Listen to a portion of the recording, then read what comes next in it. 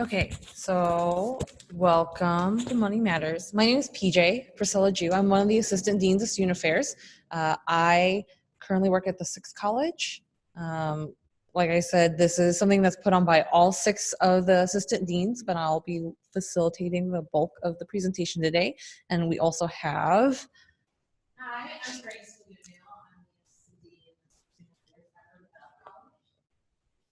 So normally I don't like to stand behind a lectern, especially because there's just 2 of you. This is supposed to be a discussion, but because we are recording this on Zoom and other people will be joining online, I am locked to this microphone that's tethered to the laptop. So I apologize in advance. So what we're going to cover, we did some introductions. We're going to talk through a little bit more about what your financial goals are in the Icebreaker. We're going to talk about budgeting and how that leads into salary negotiation. We'll do some practice interactive pieces here. And then because it's just the 2 of us specifically in this room, we'll be able to do some more specified Q&A offline of the Zoom presentation. And then we'll wrap up and we have a little giveaway for you at the end. So I'm gonna have you talk to each other, but feel free to just talk. We'll be listening and kind of chiming in. But these are 3 questions that we would like you to ponder. So what are 2 to 3 financial goals you want to accomplish in the next 2 years? And then 2 to 3 financial goals for your lifetime. And then just for fun, what would you do if you had expendable $1 million?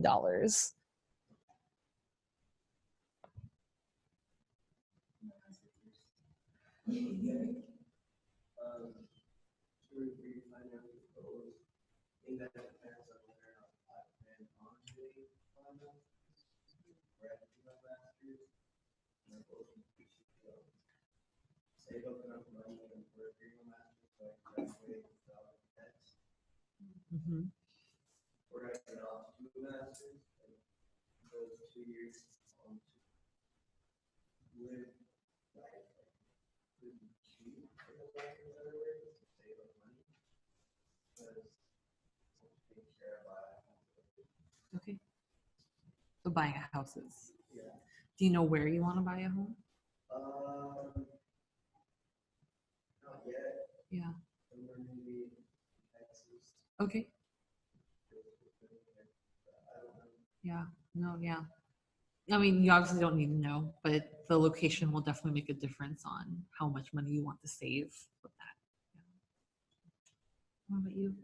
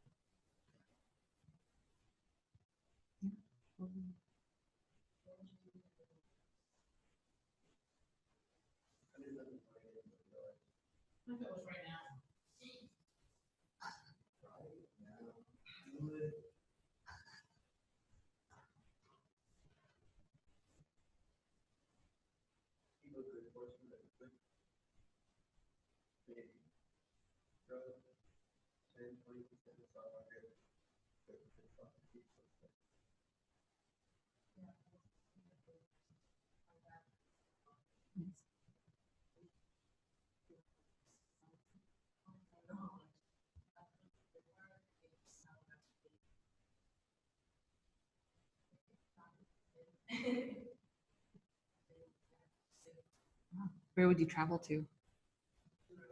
Okay, nice. Very cool.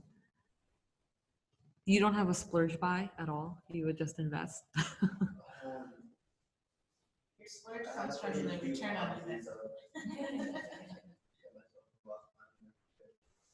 Hey, I mean, that's fun. That's cool. Okay. So do any of you have a budget currently? Like, are you tracking your spending? Do you know what you're spending on what? Yes. Mint. Okay. Yeah. So Mint is a good option. Have you heard of Mint before? So Mint is it's both an app and a website. But basically, if you can link your account to it, and you can self-impose how much you want to spend or limits on what you want to spend in different areas. So let's say shopping, you want to say X number of dollars every 3 months or whatever. And so it will actually categorize your spending if it's linked to your checking account or your credit card. And it will let you know, like, oh, you've actually exceeded your shopping budget for this week, or you've way underspent on your grocery budget. So and then that allows you to make smarter choices about where you're spending your money. Okay, so making and sticking to a budget. So why have a budget? What do you think is the purpose of having a budget? Well, why do you have a budget? Okay. Okay.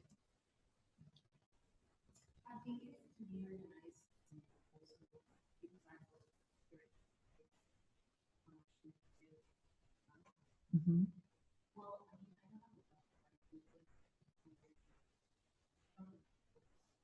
Yeah, totally. So it's a mix of both of those things, right? So you want to be able to live as is right now in the present and not constantly be worrying about overdrafting or not having enough money to make important payments. But also it's good for if you're trying to save for some things. So both of you talked about saving for a house at some point. So even if you are able to look at how much you're spending on what and carve out like $50 a month that you're saving towards this long-term goal, and then as you make more money or whatever, you can add more to that goal, but it'll actually give you an opportunity to consciously, intentionally save for those goals that you have. So what information do you think you need to make a budget? Okay, what does that mean? Like what falls into that?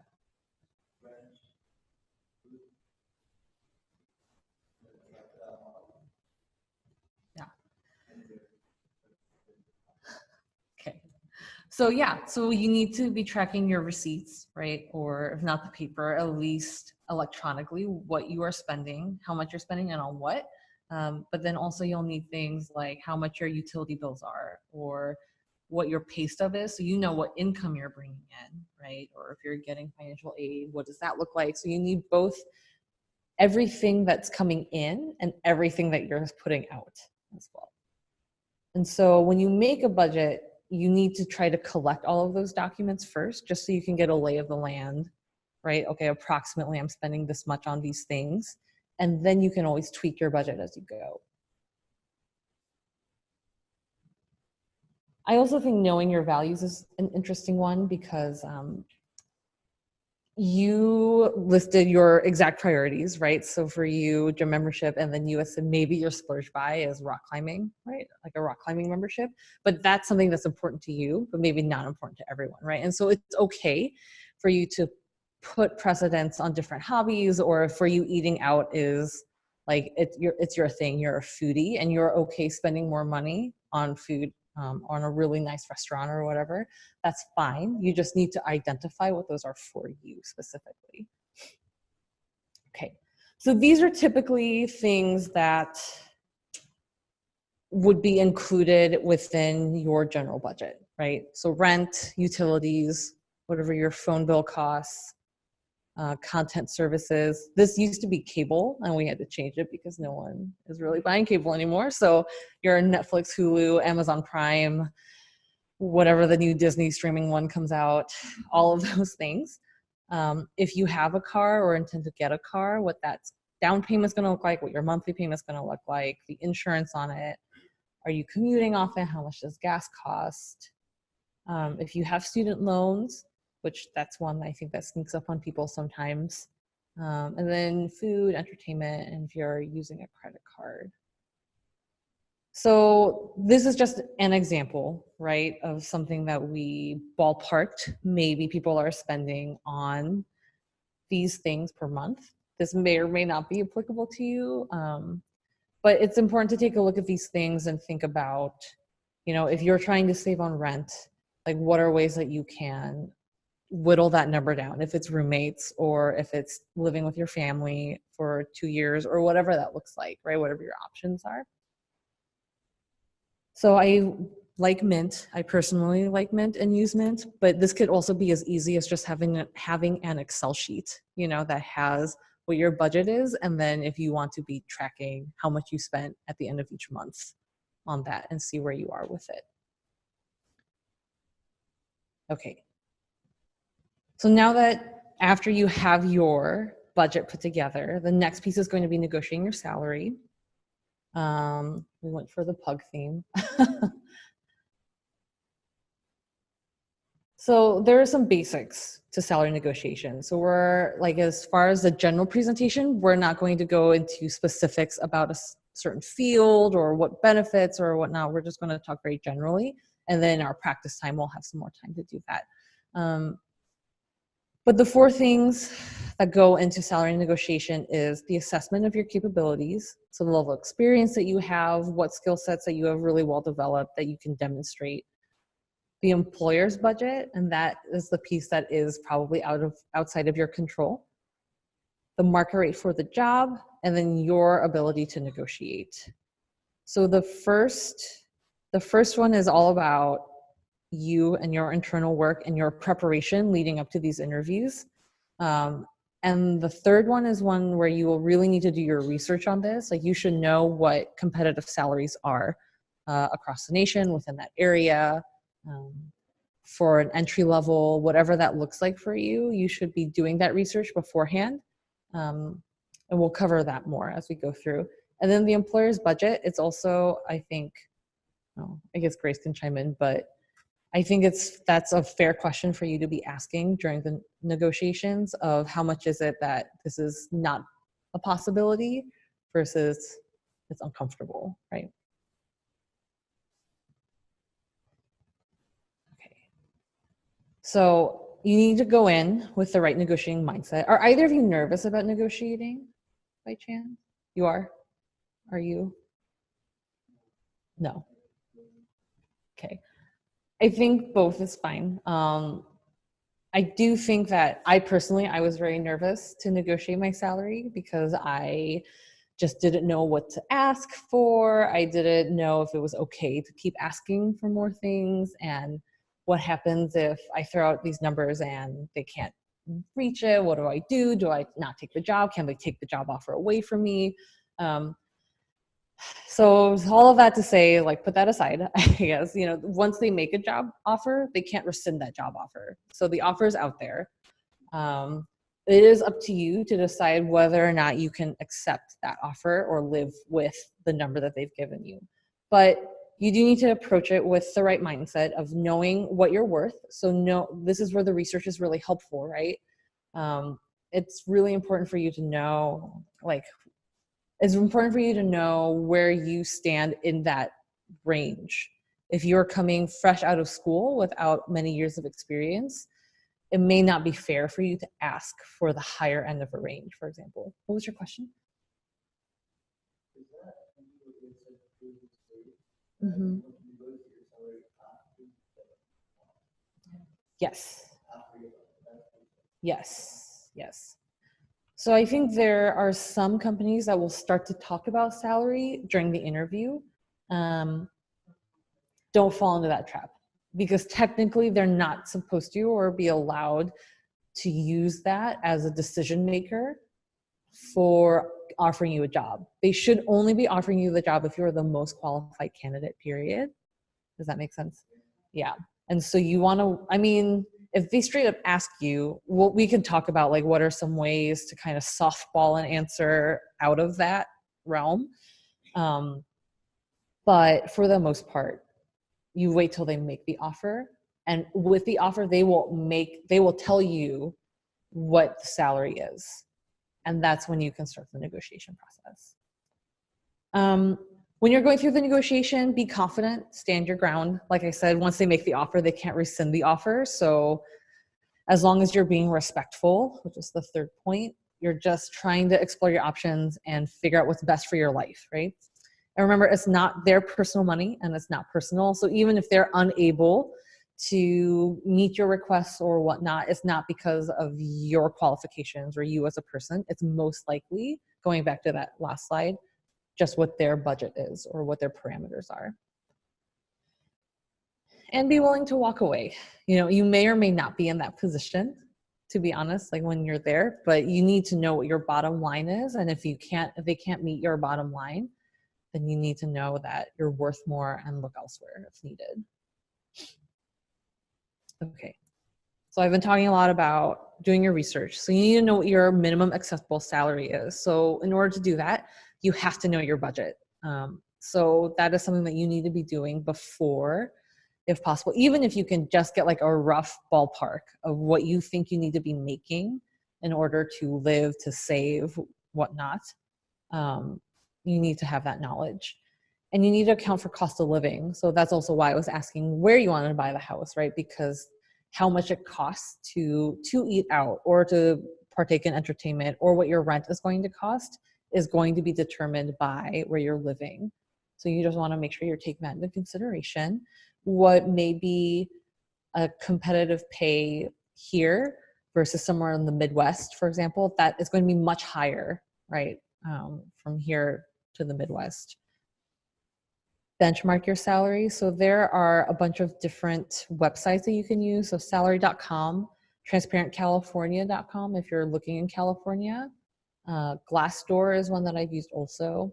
You can also just Google whatever position title you have and salary, and a bunch of things will populate.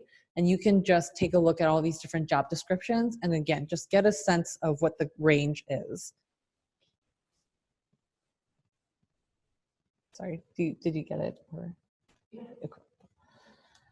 Okay, so in the salary negotiation, the first T is tone. So you want to be positive, right? You're not going into a battle. You're not on the defensive. You're not trying to be aggressive about it. But you are trying to be persuasive. So you're trying to explain to them why you're worth the money that you're asking for. And so that can be anywhere from, hey, I just need it for basic cost of living. This is what my minimum is. And so I will not feasibly be able to live in this area if I cannot make this, blah, blah, blah. You know, it's okay to be transparent with some of those things, or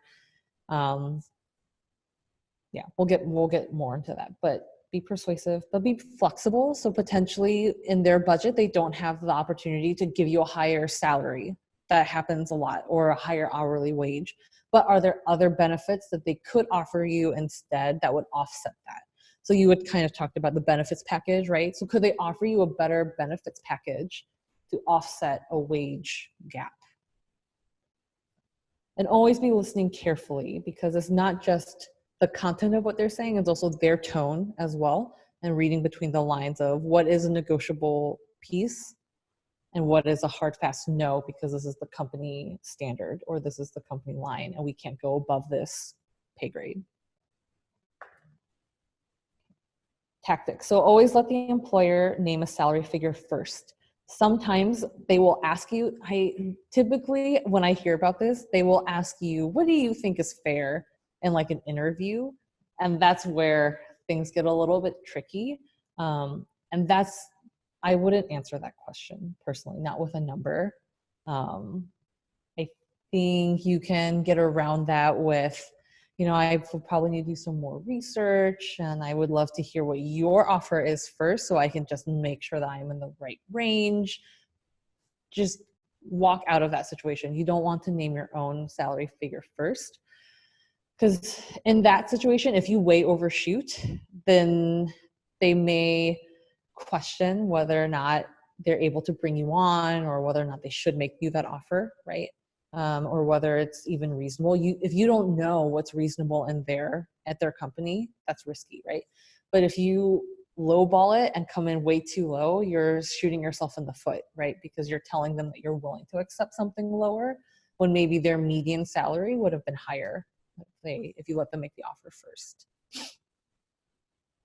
So balance aiming high with being realistic. I think this can be hard, especially if you're moving between states or different like area fields rather. But that's where your research is going to be helpful in terms of being able to aim high. I also think it is okay for you to ask them what they think is most realistic. Like I personally have been in a salary negotiation where I offered a number and the woman on the other line was like, I really don't see that happening at all. And I was like, okay, so then can you talk to me about what is the highest you think then? If we definitely can't hit that number, what's the highest? And then she gave me a suggestion, right? So that just helps you. Most of the time, people who want to hire you and they want to be open with you and they want you to get the best that you can get, right? Because again, it's not their personal money. And if you're the best person for the job, they want you they want you in your company. So most likely they're willing to engage in an open dialogue. So tips, make sure you're selling your skills and experiences and all that you bring to the position and the organization. So you're more than just your specific job that you are applying for, right? So if you have other diversity of experience or diversity of perspective or just diversity, like those are things that you want to be able to sell and market that you can bring to their organization. Anticipate objections, anticipate rejections while you're at it. Don't get personal in terms of no personal attacks, or if you're frustrated with how it's going, you need to remember that, again, it's not a personal discussion. And so when we're talking about being flexible, there are many ways that we can talk about benefits outside of just salary. So sometimes salary is a locked number. So for example, here at UC San Diego, all of us are locked within specific brackets of salary because we're a public institution that's federally funded and all of that. And so there is only so much wiggle room. And so this is when you need to ask for what other types of benefits exist. So whether that's your health insurance, your dental coverage, if you're moving in order to take this job, can they offer you relocation, what's the word I'm looking for? Refund? Yeah, expenses. Yeah, so moving expenses.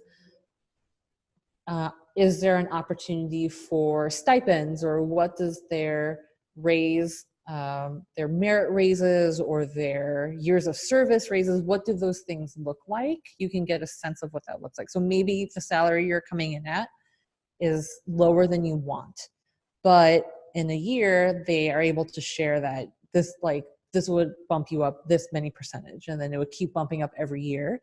And so if you can make it work, it maybe will be tight for like the first 5 years, but then you'll get there okay, and you really want to work there.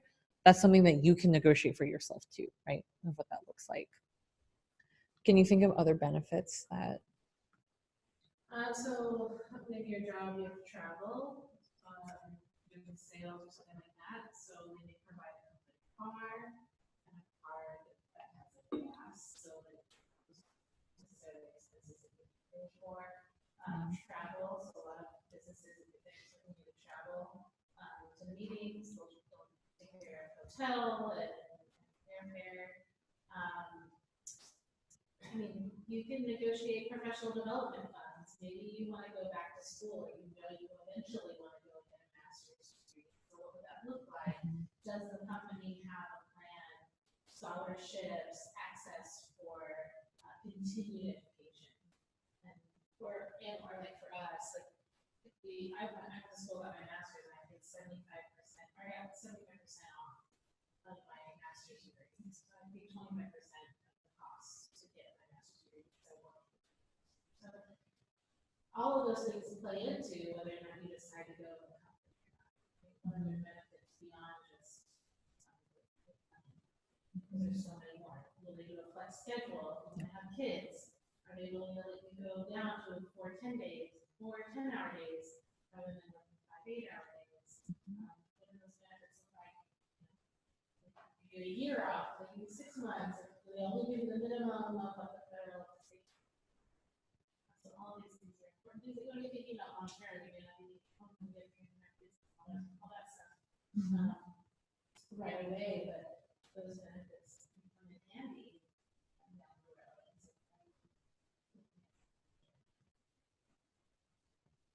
you have any questions so far? Mhm. Say that again. Okay. Yes.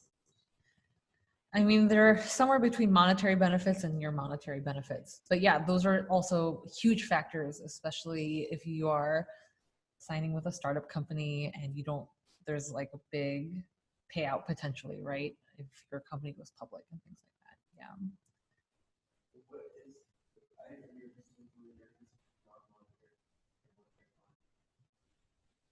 So I think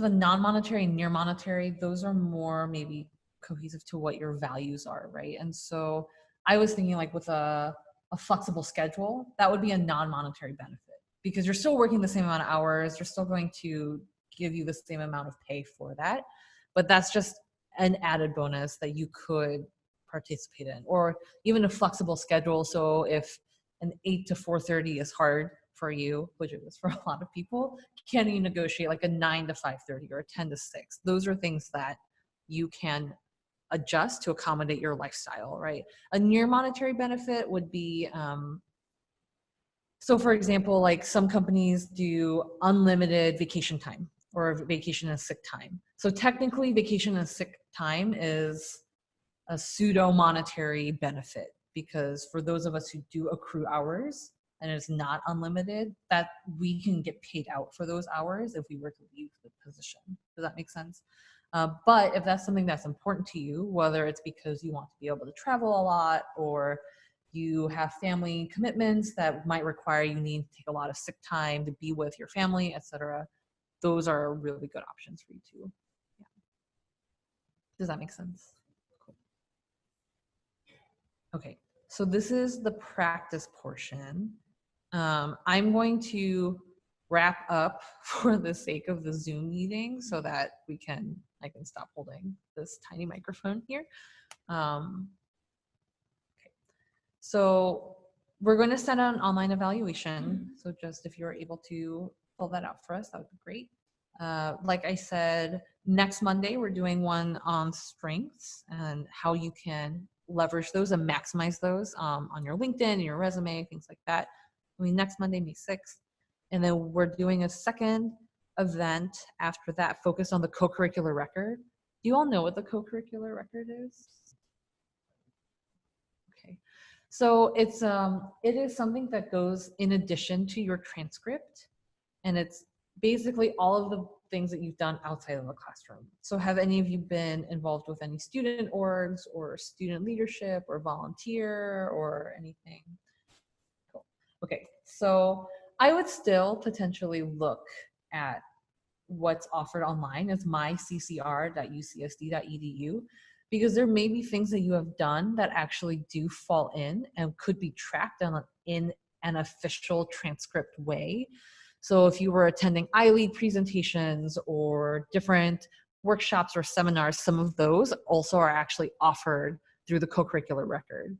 So I would, just for your own personal sake, check it out and see. Because they've been recently developing it, there are things that have been added post that maybe you didn't know were available the first time to be put on your record. But that will also be 2 Mondays from now. Okay.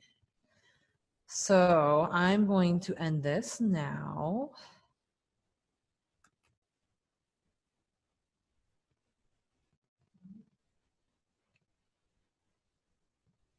Don't know. Well, I wasn't sure